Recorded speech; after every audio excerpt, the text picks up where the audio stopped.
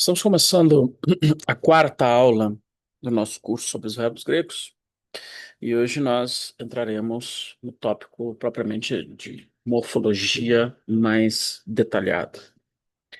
Eu havia falado nas últimas aulas que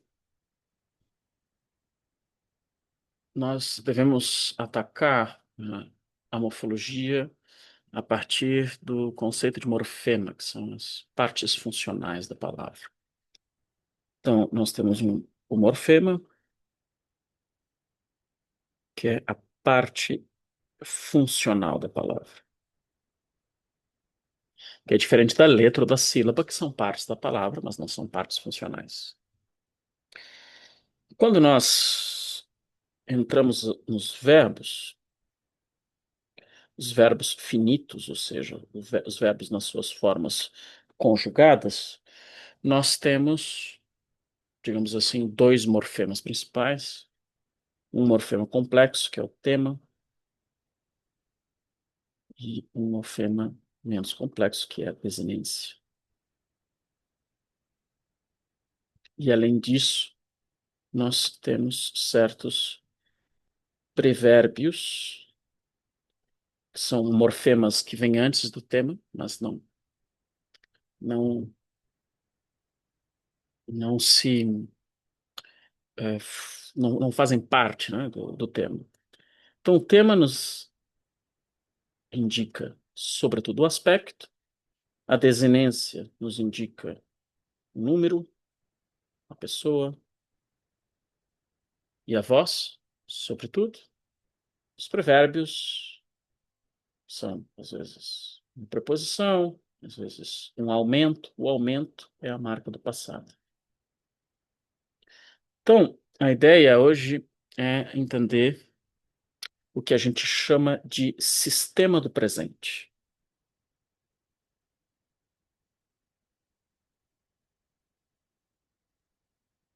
Ou seja,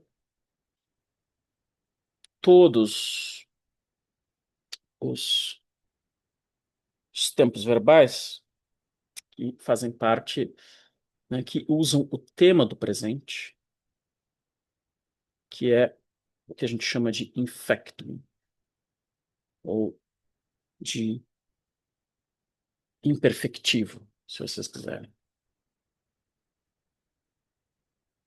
Como o nosso curso está restrito ao, ao indicativo, nós temos basicamente dois tempos verbais que pertencem a esse sistema do presente, ou seja, que utilizam o mesmo tema do presente, que é o presente propriamente dito, do indicativo, estamos no indicativo, e o imperfeito. Isso nos ajuda a preencher aquela tabelinha de tempo e aspecto que nós havíamos visto antes. Então, basicamente, toda vez que eu tenho uma ação que eu considero se desenrolar no tempo como um processo ou como repetição, eu tenho o aspecto imperfectivo. E o tema do imperfectivo é o tema do presente. Então, tudo aquilo que tiver um aspecto propriamente imperfectivo terá o tema do presente. Além disso, nós temos no tema do presente dos verbos temáticos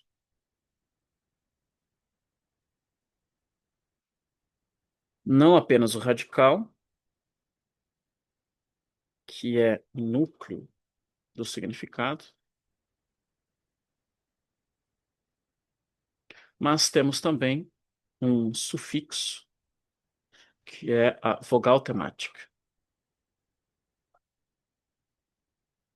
Ela não tem propriamente um, ela não tem propriamente uma função semântica dentro do tempo verbal. Ela é antes um, uma marca que aparece no presente para fazer uma ligação, é um tipo de vogal de ligação. E de- depois do tema do presente, nós vamos utilizar a desinência, que indica número, pessoa e voz, para formar qualquer forma do verbo no presente, ok? Então, primeiro nós vamos atentar para as desinências. Uma vez que a desinência indica voz, eu preciso ter um conjunto de desinências para voz ativa e um conjunto de desinências para voz médio-passiva. São as desinências ativas e as desinências médio-passivas. Ok? O problema é que, se vocês abrem o livro do Aprendendo Grego, vocês vão ver que, por exemplo, num verbo como paideuo, eu tenho um tema, paideu, o ou e, mais uma desinência, e na voz ativa, a vogal temática mais a desinência estão inextricavelmente fundidas. Então, por exemplo, na primeira pessoa do singular, essa desinência vai ser. Essa desinência não, essa junção entre a vogal temática e a desinência vai ser ômega. Começando pela voz médio-passiva, as coisas ficam mais fáceis de lidar. Por quê? Vou colocar aqui primeira, segunda, terceira, do singular e do plural. O grego tem mais um número, que é o dual, que é bastante raro, e eu vou trabalhar com ele só se der tempo, né, ao fim do curso. Então, na voz médio-passiva, nós temos desinências facilmente reconhecíveis, como separadas da vogal temática. Temos mai, sai, tai, meta, ste e intai. E temos um conjunto de vogal temáticas, né, que é o, e, o, e, o. E o radical, o verbo, né? Vou usar o mesmo verbo, que tem voz ativa e voz passiva. Opa, queria selecionar menos. Pronto. Ah, aqui foram mais. Aqui, ok.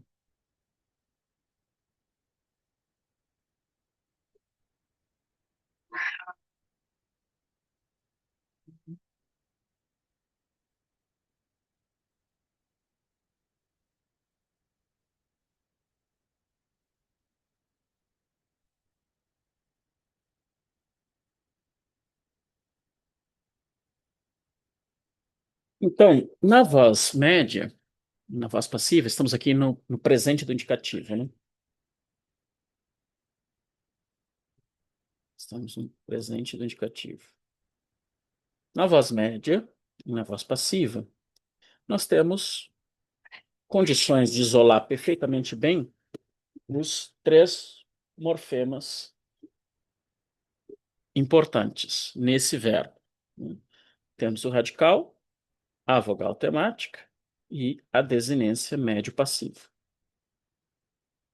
Primária, porque estamos num tempo não do passado, a desinência é primária. Então, basicamente, o que há aqui é um encaixe quase perfeito da desinência, da vogal temática e do radical. Paideu, ou mai? Paideu estai? Paideu estai? Não, paideu etai? Paideu ometa? Paideu este? E paideu ontai?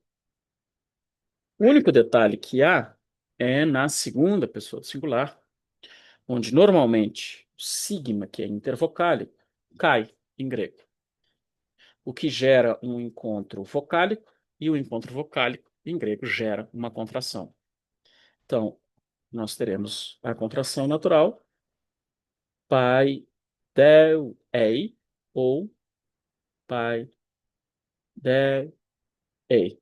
A depender do autor, a contração de y mais ai pode se dar em ei, que é a mais natural, ou em ei.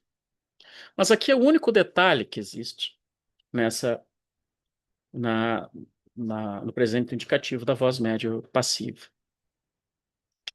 Agora, o mesmo verbo na primeira, segunda, terceira pessoa singular do plural na voz ativa, ou seja, vai receber desinências ativas, tem uma morfologia mais obscura. Então, novamente, temos o radical, que é o mesmo radical, sem maiores problemas aqui. Esse é um verbo bastante regular.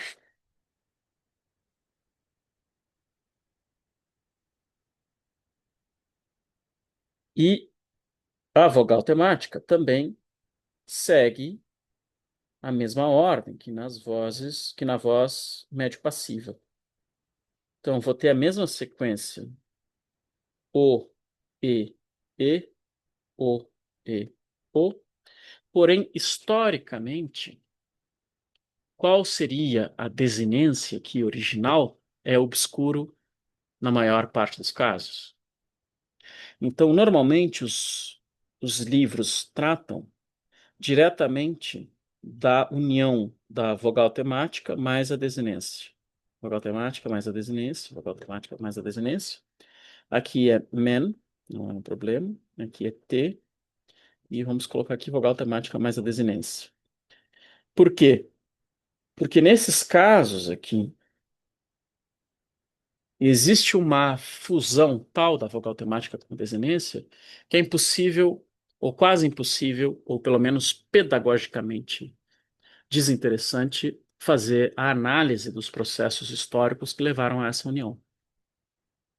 Então, na primeira pessoa, eu vou ter pai paidewo, na segunda, vou ter pai paideweis, na terceira, pai paidewe. Eu sei que aqui nessa terminação eu tenho essas vogais temáticas, mas eu não sei ao certo com que tipo de desinência elas estão fundidas para terminar nessa terminação. Na primeira e na segunda pessoa do plural, a coisa é mais direta. Pai, del, homem, sem nenhum problema. Por quê? Porque pai, del é o radical, o é a desinência, o é a vogal temática, men é a desinência. O mesmo acontece com pai, del. Aqui eu consigo distinguir muito bem desinência de vogal temática. Já na terceira pessoa do plural, já não é possível. Paidel-sim. Embora aqui a gente saiba, sim, o que aconteceu, mas essa terminação sim. Não, paidel-sim, não. Paidel-sim, perdão. Paidel-sim. Embora a gente saiba o que aconteceu, não é tão interessante fazer essa discussão em termos didáticos, né?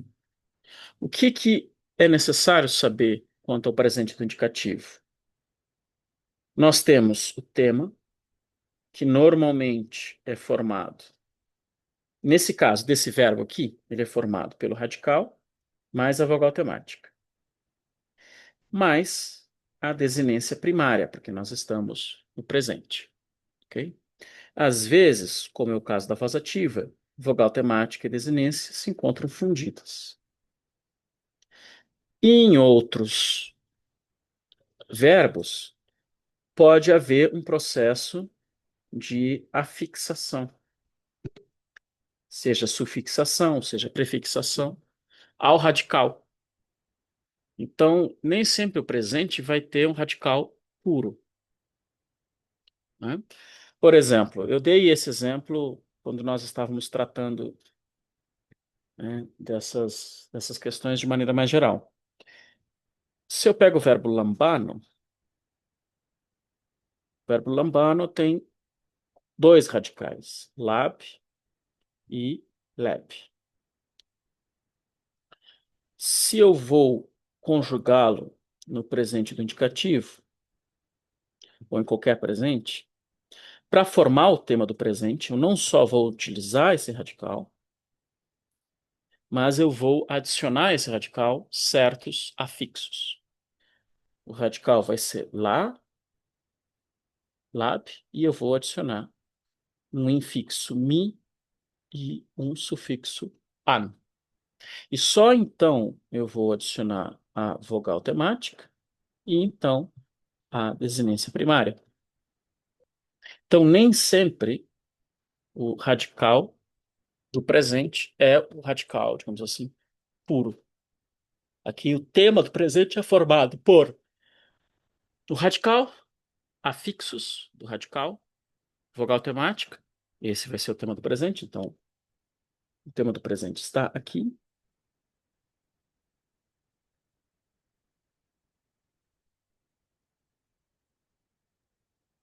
E a desinência primária, né, adicionada a esse tema do presente. Novamente, o que que indica o tema do presente?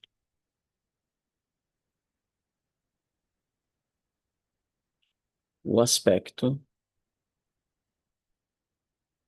imperfectivo. Isso indica que, se eu tiver um aspecto, né, um tempo verbal, um aspecto imperfectivo no passado, eu vou utilizar o mesmo tema do presente.